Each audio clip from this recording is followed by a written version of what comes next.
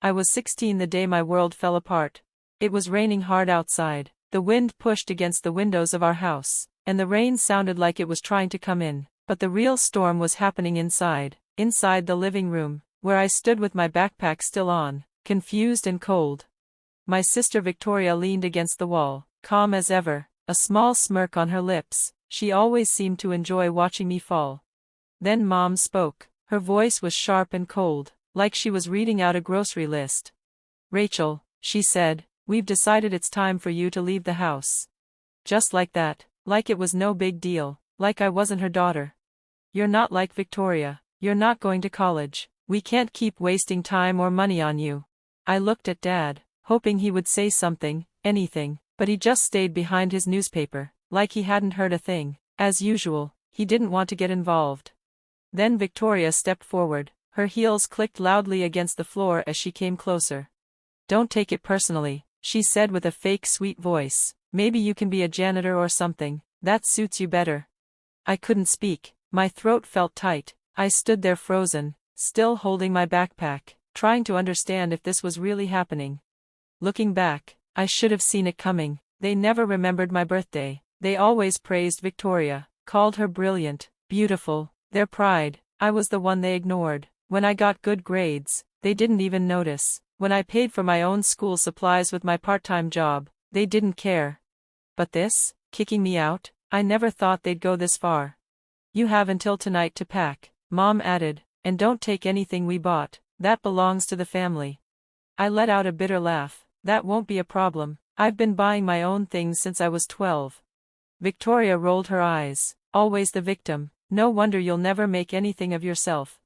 That night, I packed my clothes and books into a worn-out duffel bag. I didn't cry, I was too numb, but deep down, something inside me made a quiet promise. I would prove them wrong. I would build a life so strong, so successful, that they'd never forget the day they kicked me out. What they didn't know was that I had already started. For the past year, I had been teaching myself how to code. Every dollar I made from working at the cafe went into online classes. My computer science teacher, Mrs. Chen, had seen something in me. She had been quietly mentoring me, helping me learn more than any classroom ever could. While Victoria posted pictures of her Princeton acceptance letter, I was working in the cafe by day and building websites by night. That night, with no one else to turn to, I went to Mrs. Chen's house. She opened the door, saw me standing in the rain, and hugged me tight. "Rachel," she said, "come in, you're safe here." She and her husband James took me in like I was one of their own. They didn't have much, but their house felt more like home than mine ever had. James worked in tech recruiting, and he helped me find a paid internship at a small startup. From that moment on, I didn't stop. I spent every free hour coding, learning, building. I didn't have time for parties or vacations. I was building a future. At 18, I launched my first app, an education platform for students like me, who had no support at home. It went viral. It changed lives. It caught the attention of Marcus Chen, the CEO of Tech Fusion. He offered me a job on his team. By the time I was 26, I was executive vice president at Tech Fusion, running billion-dollar projects. I had my own team, my own office high above the city, and a name people in tech respected. I had also legally changed my name to Rachel Chen. My family didn't know who I had become. I liked it that way. Victoria, meanwhile, followed the path our parents had laid out for her: law school, a fancy job, a rich husband named Bradley. Their social media was full of smiling family photos, all celebrating her. They never once looked for me, never once asked if I was okay. Then one day, everything changed. My assistant buzzed into my office. "Ms. Chen, the team from the merger meeting is here. They're from Thomson, Williams Associates." My heart stopped. That was Victoria's firm. I smoothed down my designer suit, took a deep breath, and said, "Send them in." And then, there she was. Victoria walked into my office, just as poised and polished as I remembered. She was followed by Bradley and a few others, but when her eyes met mine, she froze. "Rachel," she whispered, "how?" I smiled calmly. "Welcome to Tech Fusion. Shall we begin?" She was speechless. Her designer bag dropped to the floor. Her mouth hung open as she looked around the office. "This can't be real," she said. You're not supposed to be here. But I was, and I wasn't going anywhere. Bradley tried to recover. Miss Chen, we didn't know you were connected to Victoria. I'm sure you didn't, I said smoothly, just like you probably didn't know that this entire merger depends on my approval. Victoria turned pale. Her whole life, she had looked down on me, but now, the power was mine. And this was only the beginning. In the days that followed, rumors spread in their world. People started asking questions. My name, Ratel Chen, was showing up on magazine covers, in articles about young tech leaders and self-made millionaires. I started getting calls, messages, all from Victoria. 17 missed calls in one day. Then one morning, Sarah, my assistant, came in. Your sister's in the lobby again, she wants to see you. I checked my watch, a Rolex I had bought myself as a reminder of how far I'd come. Let her wait, I said, I have more important things to do. Because I wasn't just turning down the merger. I was buying their firm. Tech Fusion was quietly preparing a hostile takeover. They didn't see it coming.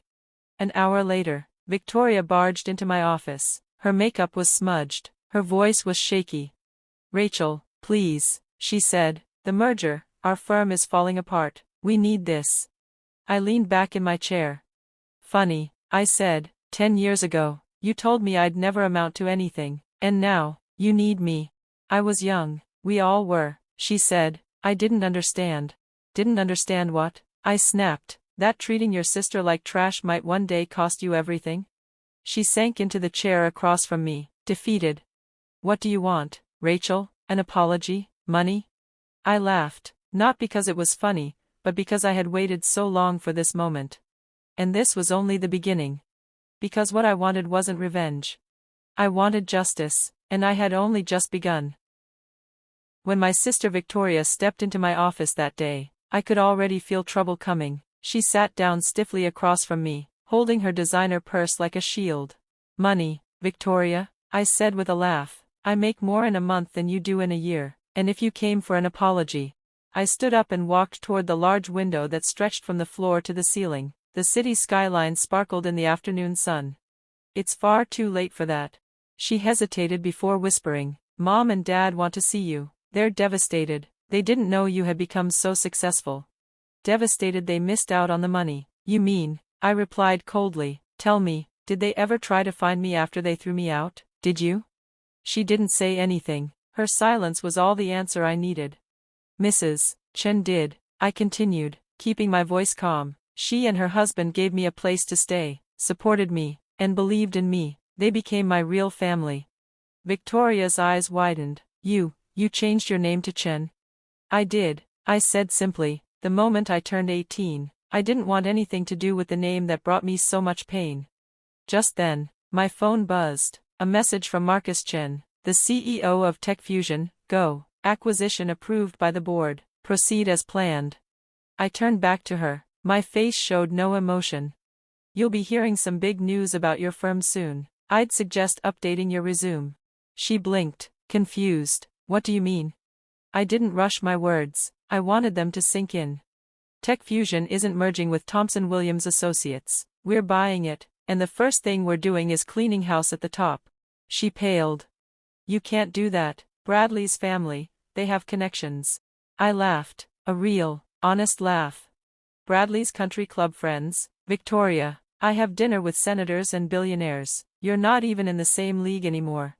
As if to prove my point, her phone buzzed. She looked at the screen. It was Bradley. Word had already gotten out. She looked scared now. This isn't just about us. Think about the employees, their families. Don't try to lecture me on caring for people, I said sharply. Unlike our parents, I don't hurt innocent people just because I can. The employees will be fine. The toxic senior partners, they're out. She stood up, trembling. Her world was falling apart. Mom and Dad will be at my place tonight, she said softly. They want to make things right. I paused, then gave her a new plan. Tell them to meet me at the Capitol tomorrow night, 8 o'clock. I'll reserve a private room. After she left, I called Mrs. Chen. They took the bait, I said, my voice calm but satisfied. Are you sure, Ratel? She asked gently. Revenge doesn't always feel as good as you expect. This isn't just revenge, I told her. It's justice. The next evening, I waited in the most exclusive dining room in the capital. Everything was elegant, expensive, and quiet. When my parents and Victoria arrived, they looked nervous and impressed. Mom stepped toward me like she wanted to hug me. I didn't move. "Please," I said coolly, pointing to the table. "Sit." Dad cleared his throat. "We've been thinking a lot, Princess." "Don't call me that," I said. "You lost the right when you threw me out." Mom's eyes filled with tears. "We made a mistake," she said. "We were so wrong about you." A waiter brought out a bottle of wine worth more than their mortgage. I let it be poured before speaking. "Yes, you were wrong, but I didn't agree to this dinner for an apology." Victoria shifted uncomfortably. "Rachel, about the firm. The acquisition is final," I said firmly, "but this dinner isn't about business." I pulled out 3 folders from my briefcase and slid one to each of them. "Open them." They slowly opened the folders. Inside were records of all the things they had said and done to me, hurtful words, forgotten birthdays, and rejection, right next to financial records, property deeds, and debt statements. Dad's face turned white. "How did you get this?" he asked. "While you were bragging about Victoria's average accomplishments, I was busy buying every debt you owed, your house, your cars, your businesses, your loans. I own all of it now." Mom's hands shook as she held the papers. "Now," I said, sipping my wine, "we're going to talk about terms." Dad looked defeated. "What do you want?" "I want you to understand what you threw away 10 years ago. I wasn't just your daughter, I could have been your greatest ally." Mom cried quietly. "We can be a family again," she whispered. "Please, Rachel, we'll do anything." I placed another set of papers on the table. "Then sign this." Victoria grabbed the papers first. Her hands trembled as she read. "This gives you everything." The house. "Dad's business, my trust fund." "Exactly," I said. "Sign it, and I'll clear your debts. Refuse, and I'll start foreclosing everything tomorrow." "You can't do this," Dad said desperately. "We'll lose everything." I leaned in. "You want to talk about ruined? I was 16, sleeping in a park because you kicked me out. I worked 3 jobs just to survive, while Victoria posted her perfect life online. I was barely holding mine together." Victoria's voice was tight with anger. "You've already won. You're rich, powerful. Why go this far?" "This isn't about revenge anymore," I said quietly. "It's about consequences." I played a recording from my phone. Their voices from 10 years ago filled the room, mocking, cold, dismissive. Mom covered her mouth in shame. "I kept that recording," I said. "It reminded me what I was fighting for." Finally, Dad signed, then Mom. Victoria hesitated, but in the end, she signed too. "It's done," I said, gathering the papers. "You have until tomorrow to move out. Everything else will be sold." As they got up to leave, I looked them straight in the eye. 10 years ago, you said I'd never be anything. You were wrong. I became everything you couldn't even imagine." Victoria stopped at the door. "Will we ever see you again?" "That depends," I said, "on whether you actually learn something from this." After they left, Mrs. Chen came into the room and hugged me tight. "Are you okay, sweetheart?" she asked. "For the first time in 10 years, I said, "I think I am." The next morning, I watched as movers took apart my old family home. Victoria's picture-perfect life was crumbling. Dad's business was being restructured. Mom's social circle was buzzing with the scandal. But that wasn't the end. I had a bigger purpose. 1 week later, I announced the launch of the Chen Foundation for Youth Empowerment, a place for struggling teens to get the support and second chances I never had. When I showed Mrs. Chen the new building, she cried. "This," she said, holding my hand, "is your real victory."